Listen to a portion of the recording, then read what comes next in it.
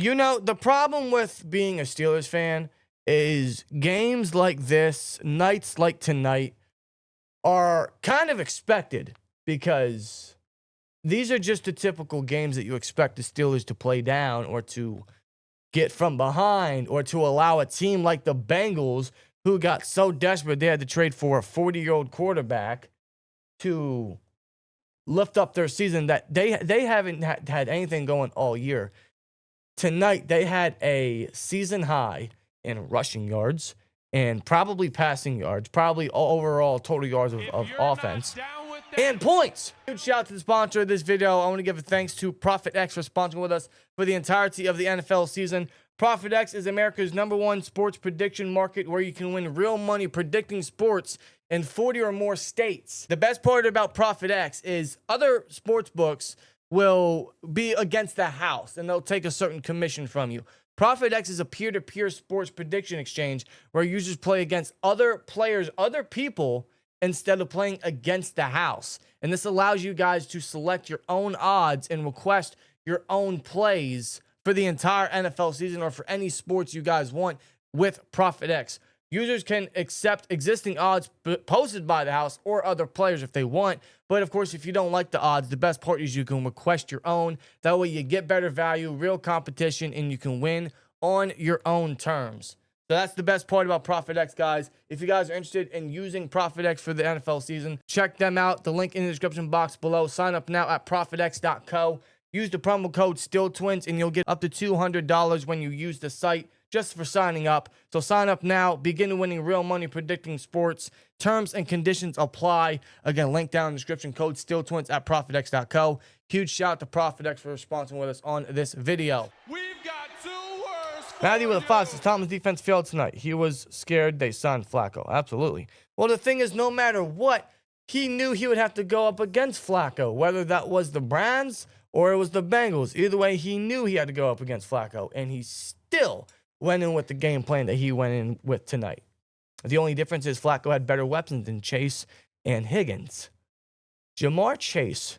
If you're not down with that, we've got 2 words. Chris with a 199. Thank you. Tonight, Jamar Chase had 23 targets. 23. I don't think anybody is sniffing that for the rest of the year. 23 targets, 16 catches, 161 yards, and a touchdown. T. Higgins, 6 catches, 96 yards, and a touchdown. Off 10 targets. Andre Yoshivas, 3 catches, 49 yards. Noah Fant, 4 receptions, 44 yards, and a touchdown. Chase Brown, who for the majority of the season has been getting touched behind the line of scrimmage. Keep in mind, the Bengals rushing offense averaged 65.6 yards per game. And Brown's season high was week 2 versus the Jags with 47 yards. He ended the game tonight with 9.8 yards a carry, 11 carries, 108 yards. 108 yards. Joe Flacco, 31 of 47, 342 yards, and 3 touchdowns. This goes to, well, first of all, there's no shock from us here. No shock. This was always the fear in the back of everybody's mind that here we go again. This is the Steelers we're talking about. This is one of those games where we come back down to earth. This is a Tomlin special. This is against a divisional rival in their house. They've been down so bad. The Steelers are so up right now. You just know something like this was going to happen. With how down bad the Bengals have been all year. The worst I've seen them since the first year was Zach Taylor in 2019. And the Steelers still lost to this team. I'm not shocked. I'm very upset. I'm frustrated. I'm angry. I'm depressed. And my voice is gone. All I want to say to you guys right now, nothing changes. It's always the same critical errors. They make no adjustments, especially on the defensive side of the football. And it goes to show you that no matter what, the player personnel, the coaches they bring in, no matter what, nothing changes. You can have a few good couple games like we got in the last 3 that might make it look like the Steelers are up and rising and they're going to bounce back and they're going to do this and they're going to do that and they're going to live up to everything that they did in the offseason. You're going to have a couple games that are going to blind you. And then you get a game like this that brings you back down to earth. Hence why we had that fire Mike Tomlin sign up for weeks now. Even at There's- 4, it's 4. They're 4-1. How dare you have that sign up? I don't know. They were at 4-2 at this time last year, just to go 10-3, just to collapse the rest of the season. They were 11-0 in 2020 and collapsed the rest of the season. Who's to say it's not going to happen again? Is this the start of it? And We got the Packers, the Colts, and the Chargers in the next 3 games until we face the Bengals again. What's the record going to be then? We lost to the Bengals. We had...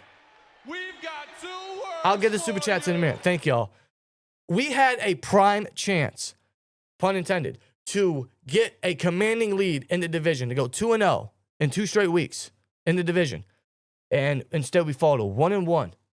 We could have been 3.5 game favorites or have a 3.5 game lead. Now You're not down with that. we're 1 less than that. We've And got that matters. 2 words for That you. absolutely matters. And you lost to the Bengals, and you're about to face 3 teams that are top of their individual conferences at the moment. If you're not down with that, we've got 2 words. the timing, bro. This is crazy. No, but there's a reason why we had that sign up, and our stance does not change, and it never will change because this is always the same reoccurring issue. And you mentioned the collapse that they had last year. They still have that coaching staff, and I preached about that. Everybody has remained. I've preached about that throughout the entire offseason. I basically beat it into your guys' head so that you guys understand that, hey, what happened last year, the same crew that's leading these players is still here. And it was evident tonight versus the Bengals. How? Yes, they do. Shout out How- to Afro Divinity. Thanks for Afro, subbing. thank you. Jamar Chase had so much space, it's not even funny. Dude, how many times is Jamar Chase going to have so much social distancing that I think we're back in the COVID days? How many times is Jamar Chase going to have 10, 15 yards of space to get a screen or to get a slant or get an out design?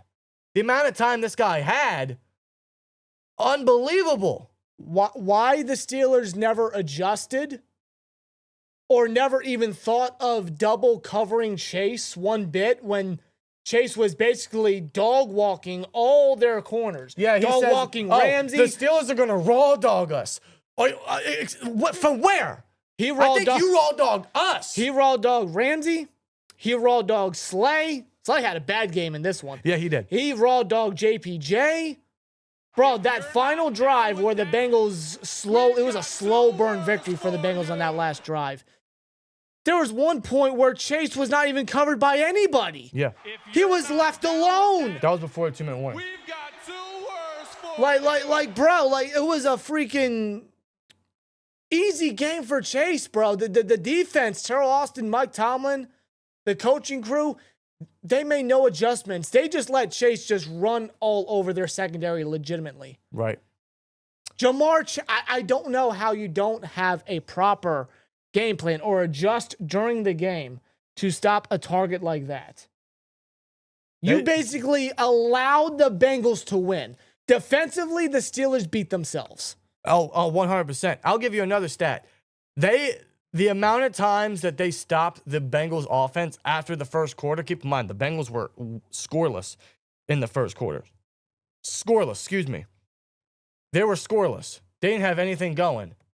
The amount of times the Steelers defense stopped the Bengals offense after that, until the end of the game, until end of regulation, once. They stopped them only one time. Nope. After all that. That's Otherwise, it. every other drive ended in points, touchdowns, field goals. That's it. At one point, the Bengals had a 10-point lead on us twice. When they had a 10-point lead on us, the Steelers would respond back. And what would happen? The defense would allow a score, and the Steelers were down again. Then they came back. Then the defense finally made a stop. And then the Steelers' offense finally got the lead again. Their first lead since they were up 10-0.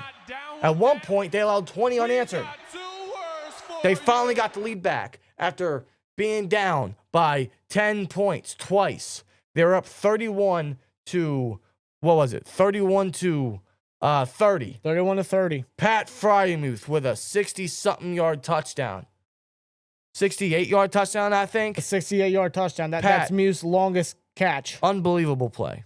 That was with 2:21 left in the fourth quarter. But that's the problem. Too much time. And the Bengals knew they could beat us. They were slow cooking us all yes they do. All game. They were slow cooking this defense all fucking game. And they knew they could beat us because they had the free 2-minute warning. They had, I think, 2 timeouts and at the remaining of the game. And then T. Higgins on Jalen Ramsey, just a simple, you throw it up to T. Higgins, he makes the catch, and just the intelligent receiver he is, he just slides down within the 10 and just lets the Bengals drain the clock. Yes. For Evan McPherson to come in, kick a field goal down the middle, and seal the victory. And ended their 4-game losing streak. It was such a awful slow burn knowing that, hey, you guys are about to lose the football game. Keep in mind, the Bengals during the 4-game losing streak, they were outscored. And I said this throughout the live reaction. They were outscored 140-55. They got 33 in this game. Yeah. In fact, the offense scored 31 points. 31 points and still lost this game. The offense... Overall, how many yards do they have? Almost 400? Total yards? Yes, total 396. Yards. They had damn near 400, and they still lost. Aaron Rodgers, 249 yards, 4 touchdowns, and 2 interceptions. One of them, he oversailed DK, which ultimately led to the Bengals finally getting the lead 14-10. That extra field goal. And at that point, we didn't come back until we were up 31-30. That interception was very costly. And then the next drive, the Steelers tried to respond in 2-minute offense, and A-Rod throws another pick. This one not on him. DK couldn't bring it in. DJ Turner ripped it out. Those 2 interceptions were costly because the Bengals scored 10 points off of that. That's a 10-point span. Yeah, the first one, yes, the first one was the touchdown. That was the T. Higgins touchdown. And then the second one, yes, that was the turning point. That was the extra field goal. But outside of that, the offense did everything they could. Literally, I'm talking everything. A-Rod did everything he could. Warren did everything he could. Jaylen Warren is an absolute godsend to us. Is it just me, or is it every time Jaylen Warren has a great game, we always lose? Like, his efforts are never... They don't result in win. He had 16 carries, 127 yards, almost 8 yards a carry. Pat Freiermuth, 5 catches, 111 yards, 2 touchdowns. Too much time on the clock, absolutely. Could he have slid down inside the 10 or inside the 15 to preserve time, knowing that there was too much time on the clock? Yeah, he could have. He could have. Especially considering that the defense just they couldn't make a play all night after the first quarter. In fact, they only got 2 sacks. The first one came on the first drive that the Bengals had, and the second one came on the only drive that they were able to stop the Bengals post first quarter. That's it. Otherwise, hit Chase wide open everywhere. They couldn't stop the worst rushing offense in the league. Chase Brown coming into this game had 202 rushing yards. He did more than half of that. DK, 3 catches, 50 yards. Darnell Washington, 3-2-1 in receptions, yards, and touchdowns. Jonnu Smith had a touchdown. Every single one of A-Rod's touchdowns came from the tight ends. The offense did what they could. They tried. They did what they could. The defense and the coaching 100% failed us. The defense got exposed. The defense got completely beat. They had no answers for anybody. By the time the offense got cooking for the Bengals, they couldn't do anything. They refused to make adjustments. They refused to make a stop. There was an obvious bleeding wound on that defense, and they just let the defense bleed out. Absolutely. They didn't close it up. They didn't try to stop it. Absolutely. They did nothing to try to fix it. Nothing. I mean, the whole turning point, in my opinion, the turning point of the game came from a hold on Zach Frazier, if you remember. Yes. Jaylen Warren had a rushing touchdown, but it was taken back due to a hold from Frazier. And if you remember, on that same drive, we got into a situation where they actually went for a tush push. On a 4th and 1. And Mason McCormick had a false start. Funny they call it on us, but not the Eagles, but I digress. Mason McCormick had a false start. Steelers punted. And, the Bengals then scored. And then what happened after resulted in probably one of the more depressing losses I've seen. Yeah, because after that, which is actually a Boswell field goal, that's what they settled for when they were okay. up 10-0. And then from that point on, the Bengals offense was just on fire. Yeah, actually, it's funny, right? The Steelers, they led 10-0 with 10:26 left in the second quarter. The Bengals would follow with, I believe, 17 unanswered into halftime. 17 unanswered with 10:26 remaining in the first half. And they couldn't stop nothing going into the second half. They did what they did everything they wanted. The Steelers defense couldn't stop nothing. The coaching couldn't adjust. We couldn't trust nobody in the secondary. We only got 2 sacks. TJ Watt got chipped all night. Couldn't do nothing. Couldn't even come away with a takeaway. Nothing. Not one. No. This defense played absolutely terrible. It was poor. They have to take a good look at themselves. Players, yes, because they have to execute, but especially coaching. Yeah. This was inexcusable. This was very bad. They got to take a real good look in the mirror at who they are and what they're about, because this is not the Steelers defense. What the Steelers defense was the past 3 games, this was not it. Challenger 22. No one's surprised. No one's surprised by this. I had a great fear that this was going to happen tonight. A great fear, because you're right. We have seen this movie before, which goes back into what I said at the beginning of the postgame. You can change whatever you want in regards to personnel and coaching. You can have whatever good games you want that's going to blind you. The ultimate reality is we all come down to earth and we all see the constant errors that never seem to be fixed. No. Never. And now they got 11 straight games after this. They have a mini bye, and then they got the Packers on Sunday night. Then I believe the Colts and the Chargers. Then we got the Bengals again. We got 11 straight after this. 11 straight. And this is the only little break we're going to get. And we enter it with a loss. A bad, awful loss. This is unacceptable. Bengals came out with a vengeance. Like, they didn't want to lose no more. They wanted to get a victory, and they wanted to rain on the Steelers' parade because the Steelers had a lot of momentum coming into this game on the road. Really could have taken a commanding lead in the division, and they still have a lead on the division to a degree. But this loss, man, the Bengals wanted to play spoiler, and that's exactly what they did. Exactly. And their whiteouts, too. And their whiteouts. And again, hearing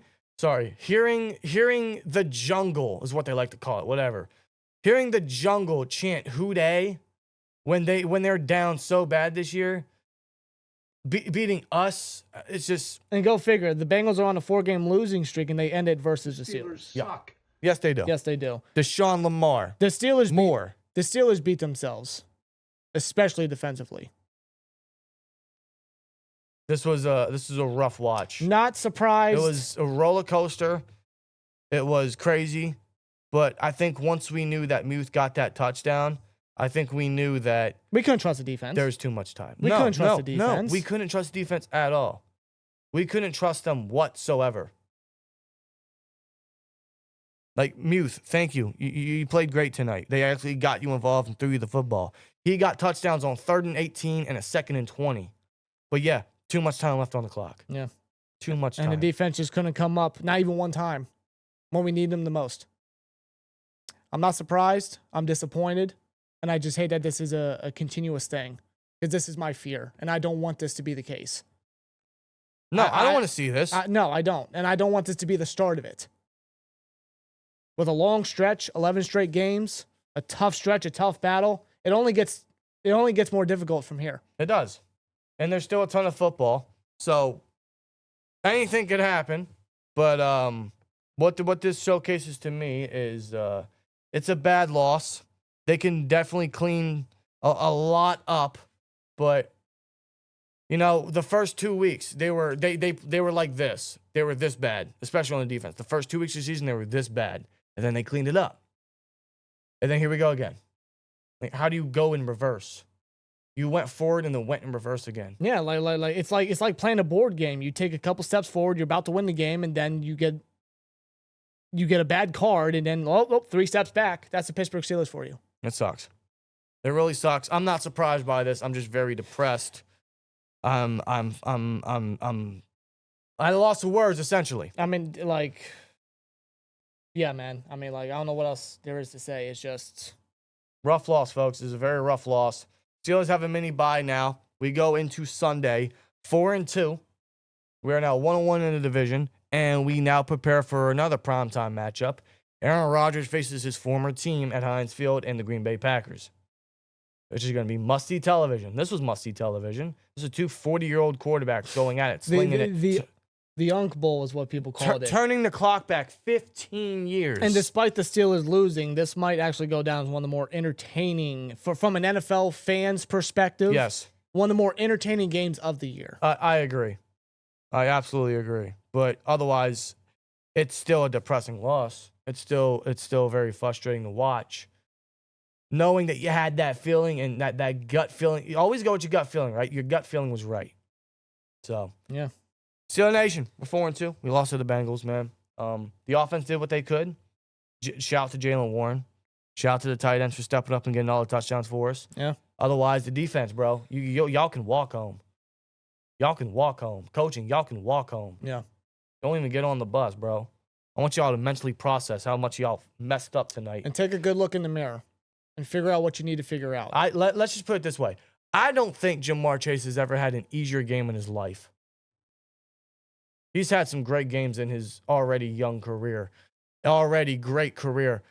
I don't think he's ever had it this easy. 23 targets, dude. That's inexcusable. He had street football stats. Recess stats. He had recess stats. God. He had Madden stats. 23 targets? 16 catches?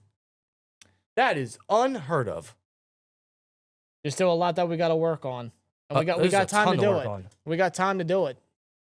I think now we are all brought down back to earth.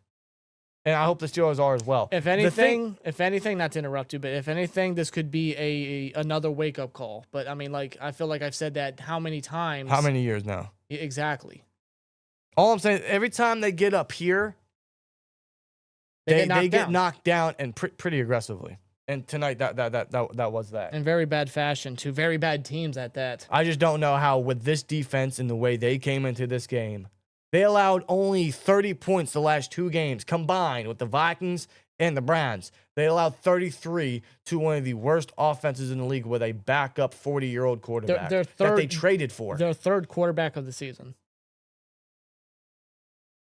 And a running game that was non-existent, but finally got something going tonight. It's inexcusable. It's inexcusable, and I don't understand how this keeps happening. I'm so sick and tired of this garbage. This happens all the time. Rinse and repeat, bro. With that being said, let's know you guys' thoughts down in the comments below. To all the super chats, we'll get to y'all shortly, but thank y'all. Thank y'all for tuning in. Let us know you guys' thoughts down in the chat or in the comments, man. Yes. It's been a crazy night. It's been a long night. It's been a roller coaster. But yes, Steelers lose. They do suck. Yes. Shout out to Mark. Thanks for subbing, man. Thanks, Mark. Yeah, see you in the next one. We got a short mini bye, so I guess take this extra little break to recuperate because I think we're going to need to. Well, let's get ready for Green Bay, man. But as always, like, comment, subscribe, and we'll see you later. Peace.